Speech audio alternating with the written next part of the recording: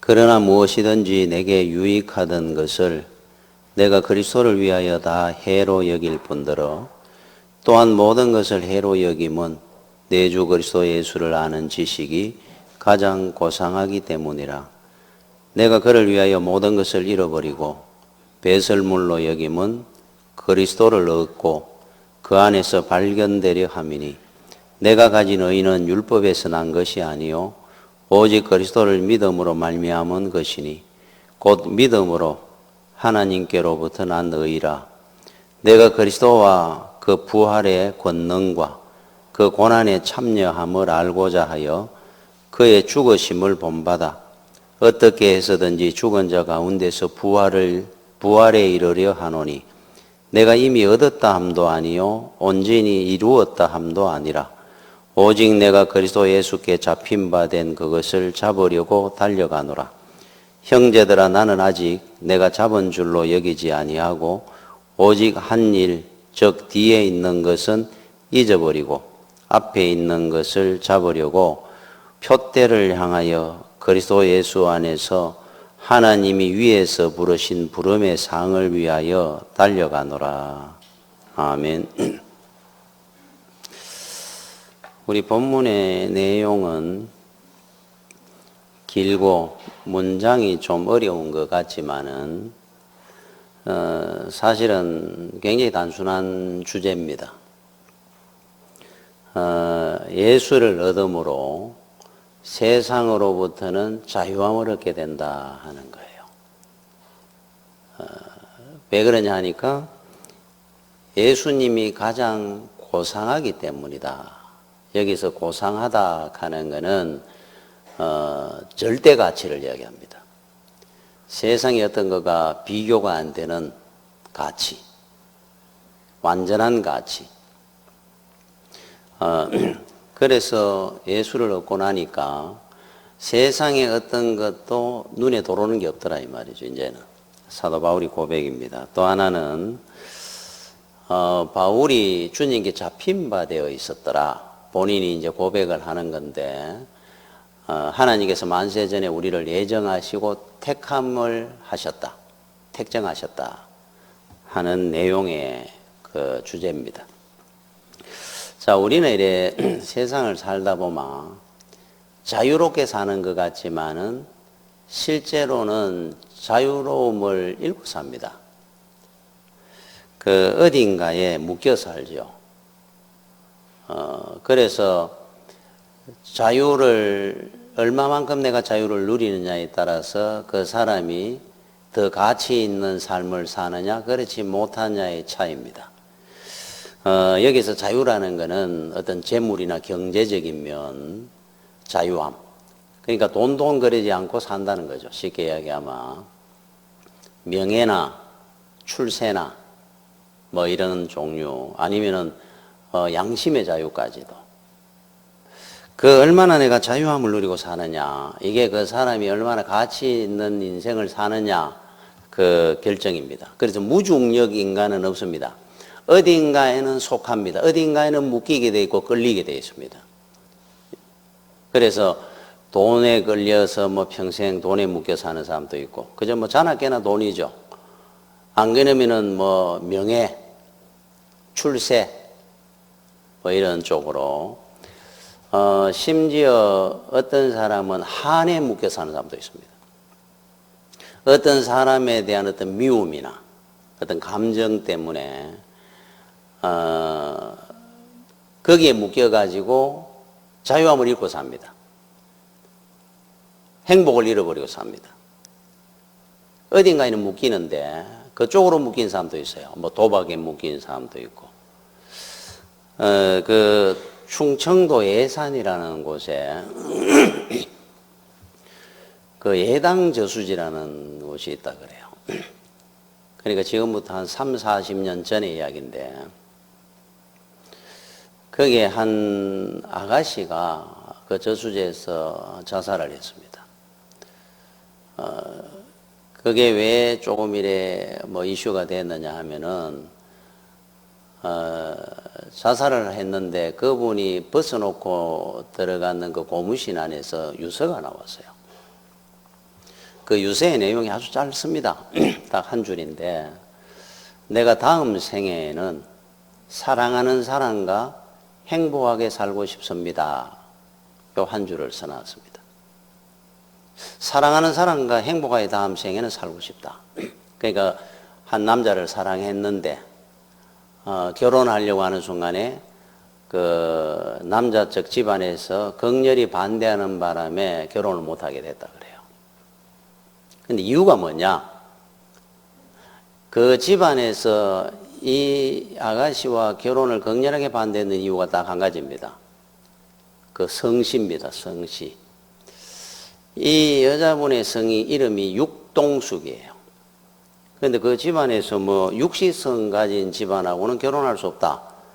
그 무슨 이유인지는 모르겠습니다만은 우리나라 뭐 유경수 여사도 있고 육시성을 가진 분 중에 훌륭한 분들도 많이 있을 건데 뭐 집안에 어떤 옛날에 어떤 뭐 서로 간에 문제가 있었는지는 몰라도 육시성을 가졌다고 해가지고 극렬하게 반대해가지고 결혼을 못하게 됐어요. 그래서 이 사람이 그것 때문에 한이 맺혀가 죽는 겁니다. 근데 유세에다가 내가 다음 생에는 사랑하는 사람과 행복하게 살기를 살고 싶습니다 해놔놓고 이름을 어떻게 써놨느냐 하니까 그 한을 이제 표현을 하는 겁니다. 육동숙인데 3 아라비아 숫자로 3점 짓고 3동숙이라고 써놨어요. 삼삼동숙으로 6을 둘로 나눠가 아라비아로 육시성 때문에 내가 죽는다는 거예요. 결혼 못하고. 참 얼마나 참 마음이 아픕니까? 두 사람은 그렇게 사랑하는데 다른 문제도 없었는데 성씨 가지고 문제를 삼아가. 그게 한이 돼가 죽는 겁니다. 이 사람은 그것 때문에 모든 자유함을 다 잃어버린 거예요. 이 여자분은. 톨스토이는 그런 말을 했습니다. 인간은 노예일 수밖에 없다. 단지 무엇의 노예인가 하는 사실만 남아있을 뿐이다. 노예가 아닌 인간은 없더라는 거예요. 이 땅의 사람들 중에. 그럼 여러분 스스로 한번 생각해 보십시오. 나는 어디에 노예가 되어 사는지. 어딘가에 노예가 되어 있다는 겁니다. 어딘가에는 끌려다니고 있다는 거예요. 분명히. 우리 스스로도 아마 본인이 생각해도 야 나는 이 문제가 나는 묶여 사는구나 있을 겁니다. 자, 그런데 루소는 그런 말을 했어요. 10대는 과자에 움직이고 맛있는 과자에 움직인다는 거예요. 20대는 사랑에 움직이고 30대에는 쾌락에 움직이고 40대는 야심에 움직이고 50대는 탐욕에 움직인다. 도대체 인생이란 자유가 있는 것이냐 이래 놨어요. 자유가 없다는 거죠. 이재철 목사님은 자기를 회상하면서 이렇게 얘기를 했습니다. 어릴 때는 구슬 딱지를 모으는 재미로 살았고 중고등학교 때는 고스톱 치는 재미로 살았고 대학 다닐 때는 포커 재미에 빠져 있었고 그리고 사회 나와서는 술에 빠져 살았다. 그리고 난 뒤에 예수를 만나면서 나는 참 자유인이 되었고 인간답게 살게 됐습니다. 그랬어요. 그래서 요한복음 8장 32절에 진리를 알지니 진리가 너희를 자유하게 하리라 그랬습니다. 자, 여기 답입니다. 지금까지 우리는 자유가 없습니다. 예수님을 만나기 전에는 어느 곳엔가 잡혀서 붙들려 삽니다. 절대로 자유는 없습니다. 톨스토이가 말했는 것처럼 어디엔가 노예가 돼서 삽니다. 진리, 예수 그리스도가 우리를 자유하게 해준다 그럽니다. 주님 외에는 우리 힘과 능력으로는 절대로 어딘가 자유함을 가지고 세상으로부터 자유함을 가지고 살 수 없다는 거예요. 인간은. 그래서 칼빈은 5대 강령 중에 불가항력적인 은혜입니다. 하나님 앞에. 그래서 아브라함이 믿음의 조상이 된 것도 하나님의 은혜가 된 거지 아브라함을 알지 않습니까 우리가. 그래서 인간을 뭐라 표현했냐면 전적으로 무능하다. 할 수 있는 게 아무것도 없다. 선한 쪽으로. 악한 쪽으로는 잘합니다. 이건 선한 쪽을 이야기를 해요. 전적으로 부패하다. 이건 100%를 이야기합니다. 100%. 그래서 마지막 결론을 5대 강령의 마지막을 성도들의 견인, 동력이 없다는 겁니다. 앞으로 선한 쪽으로 갈 수 있는 한 발자국 움직일 수 있는 동력이 없습니다. 우리한테는. 그리고 악으로 빠질 때는 브레이크도 없습니다. 리어카와 같다 그랬어요. 움직일 수 있는 힘. 누가 땡겨 가고 놓으면 떨어집니다. 내리막에는. 그래서 성령님께서 우리를 견인해가 고장난 차를 견인차가 끌고 가는 것처럼 끌고 천국 가는 거지, 우리 힘과 능력으로는 갈 수 있는 인생이 이 땅에 아무도 없다 그럽니다. 우리는 끌려다니는 겁니다. 무중력 인간은 없습니다. 끌려다니게 되어 있어요. 어딘가에. 그래서 오늘 본문에 사도 바울은 자기 존재의식을 이렇게 표현했습니다. 12절에 내가 이미 얻었다 함도 아니요 온전히 이루었다 함도 아니라, 지금 열심히 내가 우리 학생들 공부할 때라 하는 것처럼 열심히 신앙생활을 하고 있다는 겁니다. 오직 내가 그리스도 예수께 잡힌 바 된 그것을 잡으려고 달려가노라. 아주 중요한 말씀입니다. 자, 오직 내가 그리스도 예수께 잡힌 바 된 그것을 잡으려고 달려가노라. 여기는 두 가지 의미가 나옵니다. 첫째는 예수님께 잡혔다 그럽니다. 여러분들은 주님에게 잡혔기 때문에 세상으로부터 자유함을 얻은 겁니다. 자, 세상에 잡혀 있는 사람은 예수님에게 자유함을 얻습니다. 예수 안 믿습니다. 자, 예수님께 잡히면은 세상의 자유한 자가 되기 때문에 세상을 이깁니다. 세상의 목을 안 맵니다. 그 내용의 말씀인데, 첫째는 우리는 잡혀 있었다 그럽니다. 예수님께 잡히는 순간에 세상으로부터 자유한 자가 된 거예요. 그러면 사도 바울은 언제 잡혔느냐? 우리가 기억하기로는, 생각하기로는 다메섹에서 예수 믿는 사람을 핍박하고 잡아들이기 위해서 가는 중에 빛 가운데 주님을 만납니다. 누구십니까? 나는 네가 핍박하는 예수라. 그때 그는 회심합니다. 주의 종이 되가 이방인의 사도가 되고 선교사의 사명을 감당했죠. 자, 우리는 이렇게 알고 있습니다. 사도 바울을. 이거는 세상적인 역사, 눈으로 봤을 때 역사입니다. 바울의 역사. 그런데 바울이 뭐라고 스스로 본인을 간증하느냐 하니까 갈라디아서 1장 15절에 사도 바울은 모든 서신 앞에 자기를 소개할 때 이런 내용의 소개를 많이 합니다. 자기 스스로. 1장 15절 이렇게 나옵니다. 내 어머니 태로부터 나를 택정하시고 그의 은혜로 나를 부르시니가. 어머니의 태로부터 태어나기 전에 하나님께서 만세 전에 영원 전에 이미 나를 택해 놓으셨더라. 본인이 생각해도 다메섹에서 주님을 만나고 회심한 줄 알았는데 알고 봤더니만은 내가 이 땅에 태어나기 전에 하나님께서 이미 만세 전에 나를 예정해가지고 택정해가지고 이방인의 사도로 삼으려고 결정해 놔주셨더라. 주님을 알고 나니까 알았다는 거예요. 아, 내가 예수를 믿었는지가 35세 예수를 믿었는데 어떤 분이 만약에 35세 예수 믿고 회심하고 세상으로부터 자유함을 얻고 주님으로부터 은혜를 받고 살았는 줄 알았는데 알고 봤더니 그때가 아니고 그전에는 예수님을 나는 모른다고 사는 줄 알았는데 이미 영원 전에 하나님께서 너는 35세 나를 만날 거고 만나고 난 뒤에 어떻게 해서 나의 종으로 쓰임받고 살게 될 것이라가 결정되어 있었더라는 거예요. 그걸 알았다는 겁니다. 바울이나 우리나 똑같습니다. 만세 전에 여러분은 이미 택함을 입었습니다. 때가 되면 하나님이 여러분들을 불러서 서기 시작하는 겁니다. 그 이유 중에 하나가 사도 바울은 길리기아 다소라는 곳의 고향입니다. 원래 이분은 디아스포라입니다. 그 부모가 이민자입니다. 이민자. 그래서 예루살렘에 유학을 와가지고 공부를 해. 원래 유대인이죠. 유대인인데 유학을 하고 공부해가지고 그 정도까지 올라갔던 분이에요. 그러면은 원래 유대인들 본토에만 살았던 사람은 베드로나 다른 제자들입니다. 자, 그러면은 그 당시에 세계 공용어가 헬라어였거든요. 요즘은 세계 공용어 영어입니다. 헬라 시대 알렉산더 세계를 정복하면서 헬라어가 세계 공용어가 됐어요. 공용어가 되고 나니까 히브리어만 쓰고 살던 베드로나 그 이스라엘의 본토에 살던 사람은 선교소로 가지를 못합니다. 말이 안 통해가.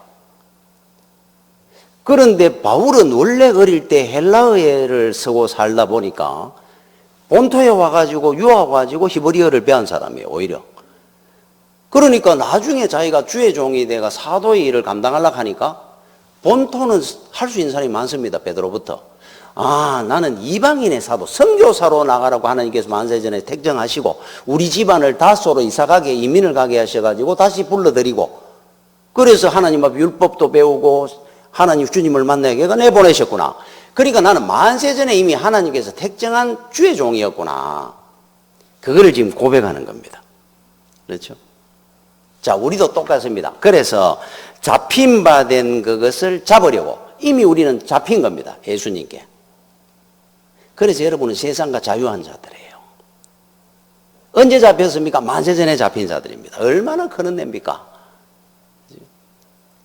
그리고 난 뒤에 우리가 해야 될 일이 나옵니다. 12절부터 제가 읽었는 그 문장 뒤에입니다. 예수께 잡힌 바 된 그것을 이제 잡혀 있습니다. 우리는 잡으려고 달려가노라. 그리고 14절에 표대를 향하여 그리스도 예수 안에서 하나님이 위에서 부르신 부름의 상을 위하여 달려가노라. 달려간다는 거예요. 자, 이 내용에 의하여 뭐냐면은 이미 잡혔습니다. 이제 도망 못 갑니다. 하나님이 우리하고 만약에 고집을 부려가지고 싸운다 그러면 우리가 이길 자신이 있습니까? 하나님 별명이 영혼인데, 우리 살아봐야 백녀인데 고집 부려봐야. 우리는 이미 잡혔고 하나님은 주인된 하나님은 절대로 안 놓습니다. 하나님 계획대로 갑니다. 그럴 바에는 이제 바울이 우리한테 뭐를 가르치고자 하냐면 이미 잡힌 거 끌려가지 말자는 겁니다. 달려가자는 겁니다. 기쁨으로, 자원하는 마음으로. 예수를 믿어도 기쁜 마음으로 막 뛰어가며 믿어야 되지. 안 갈 수는 없고 놀러 가기도 찜찜하고 이래 예수 믿지 말자 이 말이에요. 이 말이. 그 정채봉 선생의 그 콧뚜레가 일을 한다 하는 그 동화가 있습니다. 자, 이제 새끼 송아지 2마리가 이제 컸습니다. 콧뚜레를 해야 될 때입니다. 콧뚜레를 하려고 하니까 그 형되는 그 송아지가 먼저 그럽니다. 주인님, 나는 콧뚜레 안 해도 일 잘할 자신이 있으니까 저는 콧뚜레 하기 싫습니다. 콧뚜레 안 해도 훨씬 밭일도 많이 하고 짐도 많이 나르고 내가 알아서 잘하겠습니다. 굳이 말로 콧뚜레를 할 필요 있습니까? 주인이 들으면서 너 정말이야? 예, 그럼 그래 해라. 그 이제 아우 송아지는 콧뚜레를 했습니다. 자, 2마리 송아지에 콧뚜레를 했습니다. 하나는 하고 하나는 안 했습니다. 야, 처음에 한 몇 달은 안 했느니 송아지가 얼마나 자원함이 잘하는지. 아, 진짜 콧뚜레를 안 했는데 지가 알아서 더 잘하네? 주인이 보니까. 이 밭도 열심히 메고 짐도 열심히 나르고 주인이 막 생각도 깜짝 놀랄 정도로 하는 거예요. 콧뚜레 한 손은 아프니까 어쩔 수 없이 합니다. 어쩔 수 없이.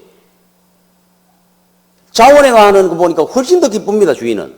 자, 그런데 시간이 걸렸습니다. 3개월이 가고 한 6개월쯤 가니까 콧뚜레 한 손은 아파가지고 안 할 수 없으니까 하기라도 하는데 콧뚜레 안 한 손은 놀러 다니게 요런을 피우기 시작합니다. 그게 똑같겠습니까? 매일.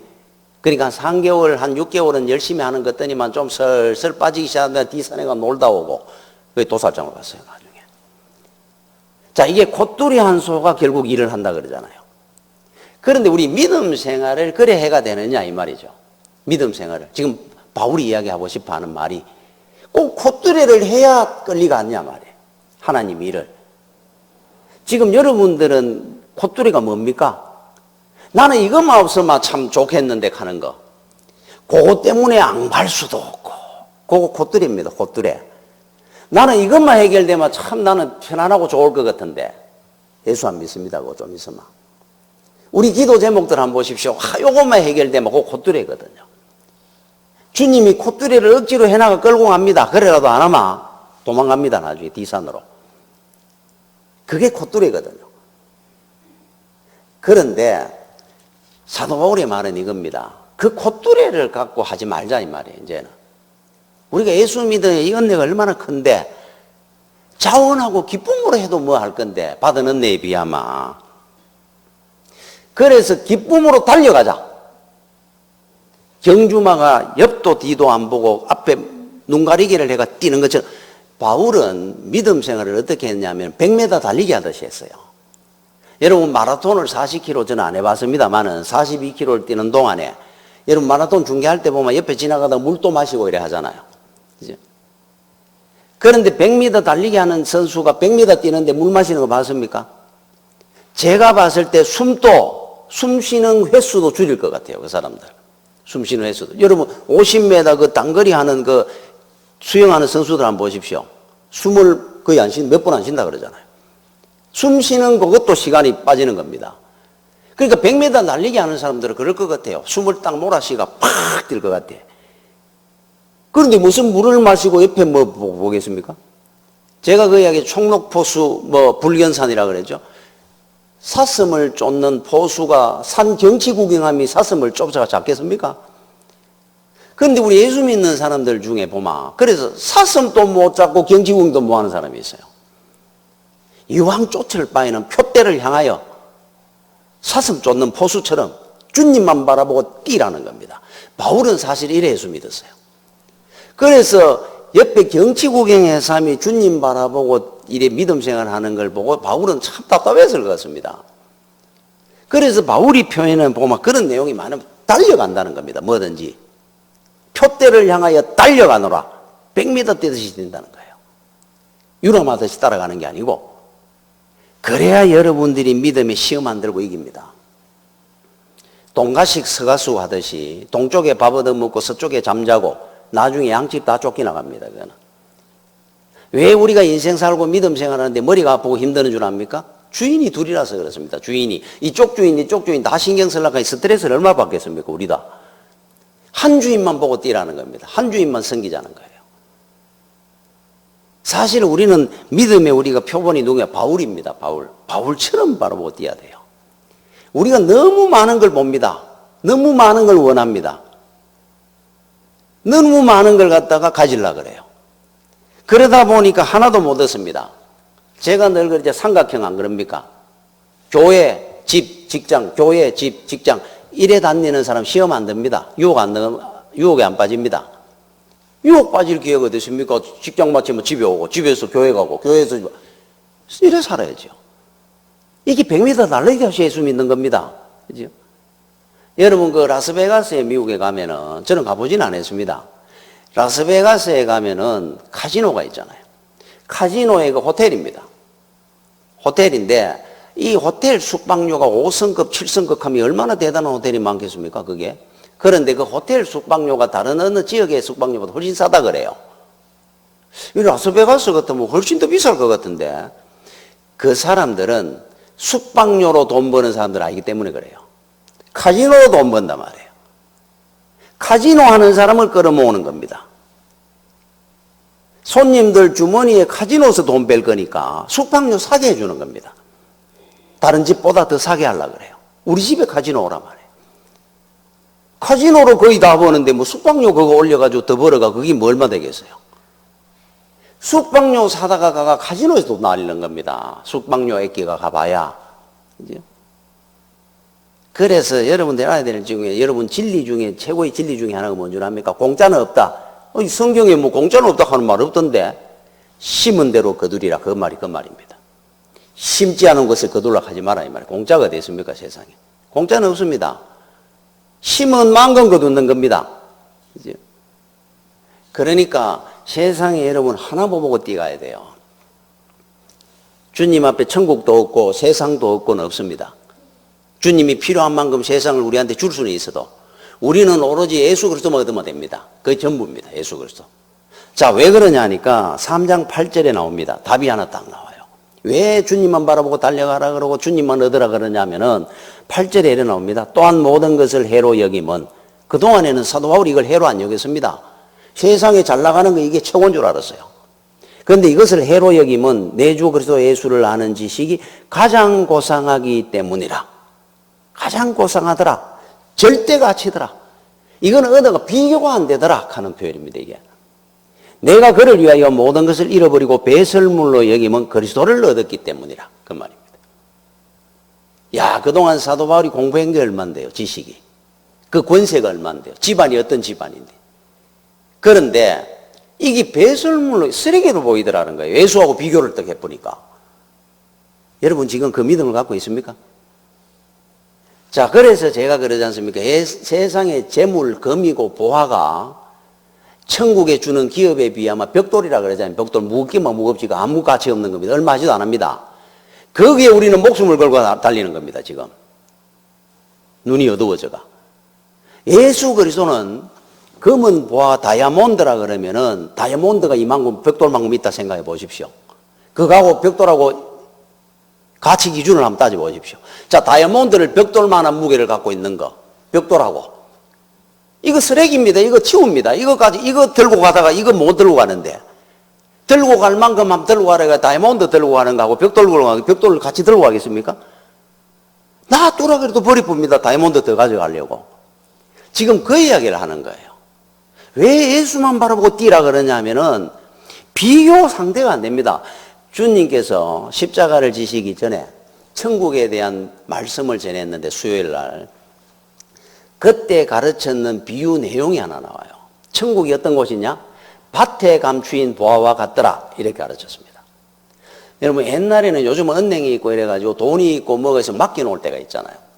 2000년 전에 없었을 때입니다. 그때 2000년 3000년 전에는. 그나마 검은 보화가 있으면 이걸 전쟁은 뭐 수시로 도적대도 오고 하는데 땅 속에 묻어 놓는 겁니다. 단지에 넣어가. 막 검은 보화들은. 그래가지고는 땅 속에 어느 땅에 묻겠습니까? 마당 같은 데 안 묻습니다, 잘. 그리고 비옥한 논농사 짓는 밭에다가 무슨 그 수시로 갈고 엎어야 되는 데인데 거기다가 드러날 거 아닙니까? 그러니까 오히려 한적한데 제대로 이렇게 버려진 땅 같은 밭에 거기에다가 깊이 파가 묻어 놓습니다. 그래야 안 뺏기니까. 그런데 만약에 전쟁통에 이 집이 다 죽어버렸다든지 하면은 이걸 묻어놔 놓고 아무도 모릅니다, 이제. 아니면은 어떤 아버지가 돈이 많은 걸 묻어놔 애들이야 여지가 이야기를 안 해놓은 상태에서 본인이 죽었다. 그러면 자식들 모르잖아요. 그리고는 이 밭이 이제 팔려가 주인이 몇 번 바뀌기도 합니다. 뭐 수십 년, 수백 년 가다 보면. 자, 이 엄청난 부화가 땅속에 묻어 있어요. 그런데 어느 날인가 이 밭을 이제 개간하자. 어느 주인이 이제 이 밭을 사게 돼가. 그래서 여러 종들을 이제 사가지고 일을 시켰어요.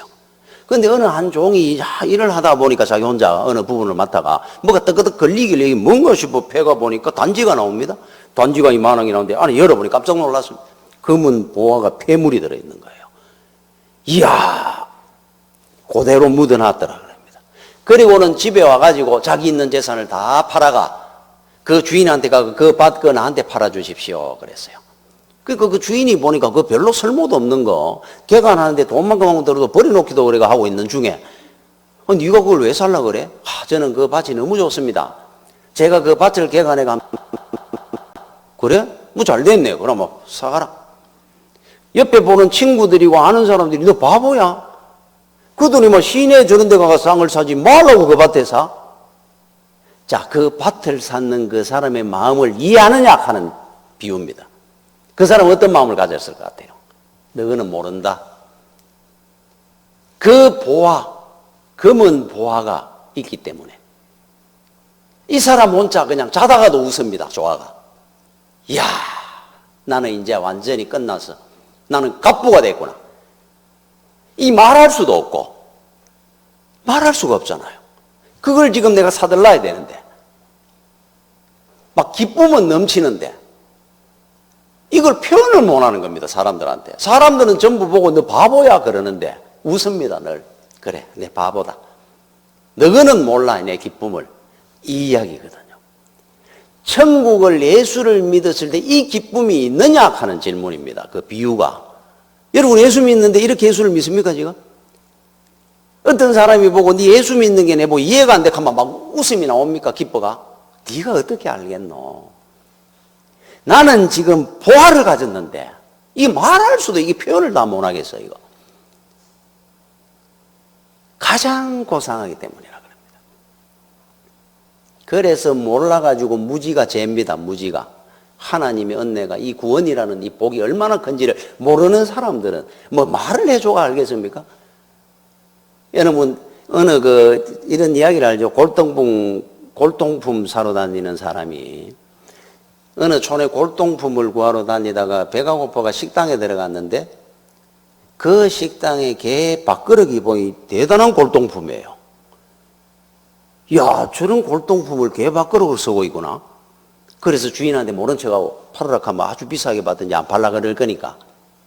그래서 주인 양반, 개 참 나는 마음에 드는데 개 저거 내한테 팔면 안 되겠습니까? 그래 주인이 뭐 그냥 똥개인데 뭘 뭐 그렇게 마음에 든다고 그럽니까? 우리 집에 집을 이래 바깥에가 큰 개를 한 마리 키우고 싶은데 딱 저 개가 내 마음에 듭니다. 걔네한테 파십시오. 내 알아서 잘 쳐주겠다고.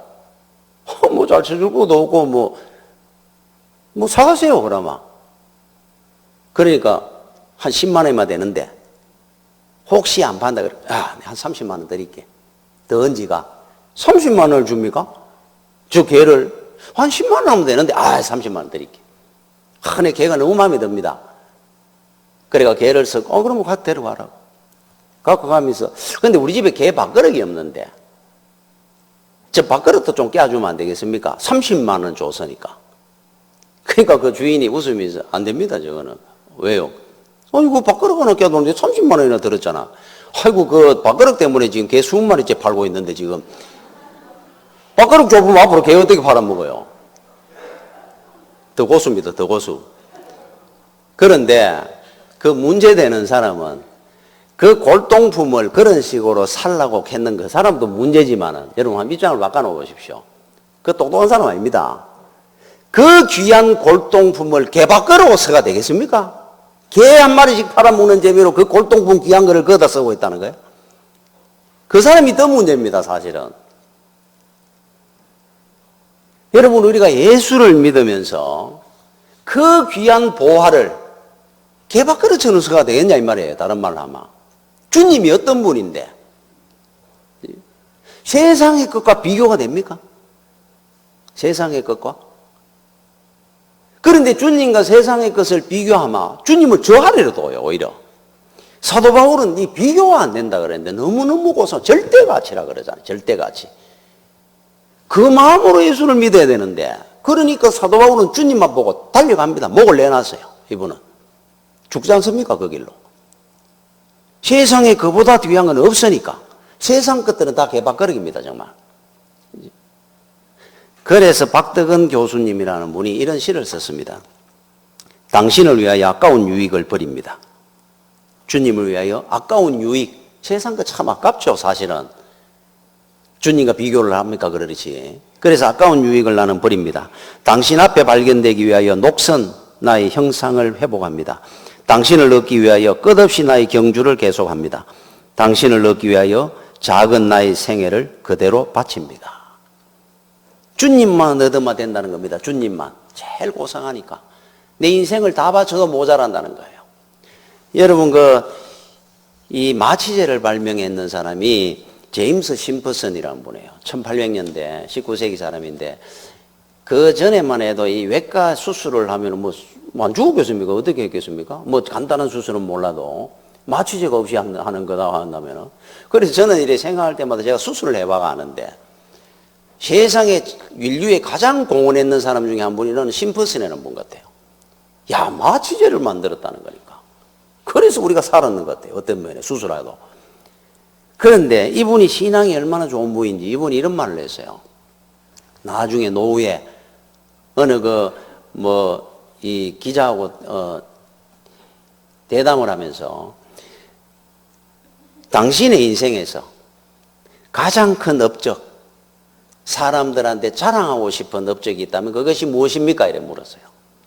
이분이 그 마취제뿐만 아니고 여러 가지 업적을 많이 가지고 있다 그래요.